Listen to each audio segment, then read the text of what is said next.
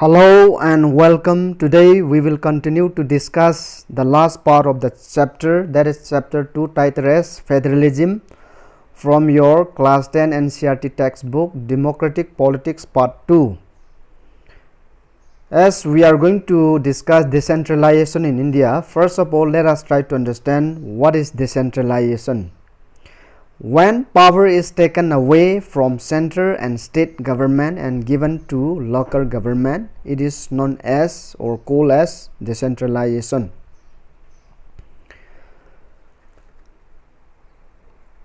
Why decentralization is necessary? Because a vast country like India cannot be run only through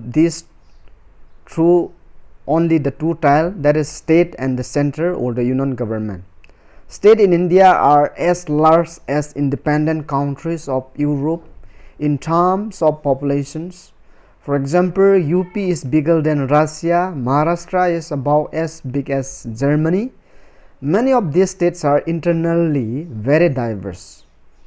There is thus a need for power sharing within this state.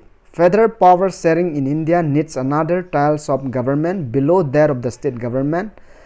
This is the rationale for decentralization of power. Thus resulted a third tiles of government called local government. Then the basic ideas behind decentralization is that there are a large number of problems and issues which are best settled at the local level. People have better knowledge of problems in their localities. They also have better ideas on where to spend money and how to manage things more efficiently and effectively. Besides, at the local level, it is possible for the people to directly participate in decision making. This helps to inculcate a habit of democratic participations. Local government is the best way to realize one important principle of democracy, namely local self-government. So the need for decentralization was recognized in our constitution. Since then, there have been several attempts to decentralize power to the level of village and town. Panchayat in village and municipalities in urban areas will set up in all the state, but this will directly under the control of the state government. Election to this local government will not held regularly. Local government did not have any power or resources of their own. Thus, there was very little decentralization in effective term. So, in a major step to what decentralization was taken, in 1992, the Constitution was amended to make the third tiles of democracy more powerful and effective. What are the steps taken in this amendment? Let us see. First one, now it is constitutionally mandatory to hold regular election to the local government bodies. Secondly, seats are reserved in the elected bodies and executive head of this institution for the scheduled caste, scheduled tribe and other backward classes. Third, at least 1/3 of all the positions or seats are reserved for women.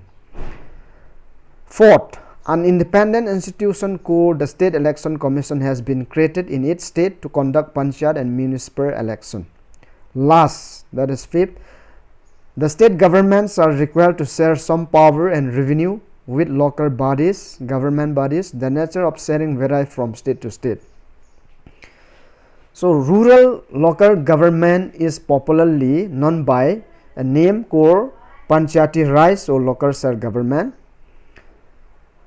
So, at the village level, Gram Panchayat.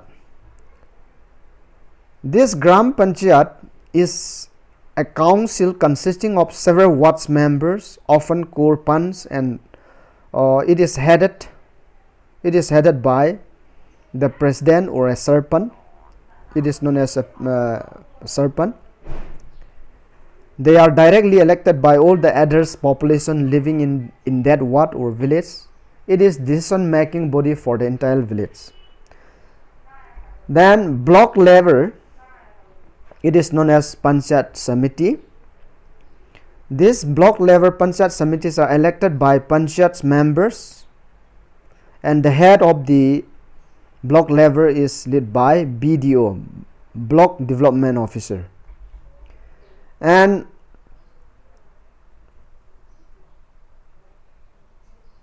the third one is district. District, that is Jila Parishad. This district level Jila Parishad is formed by elected members and have members of Lok Sabha and MLS of the district. Jila Parishad chairperson is the political head of the Jila Parishad. That is called Jila chairperson.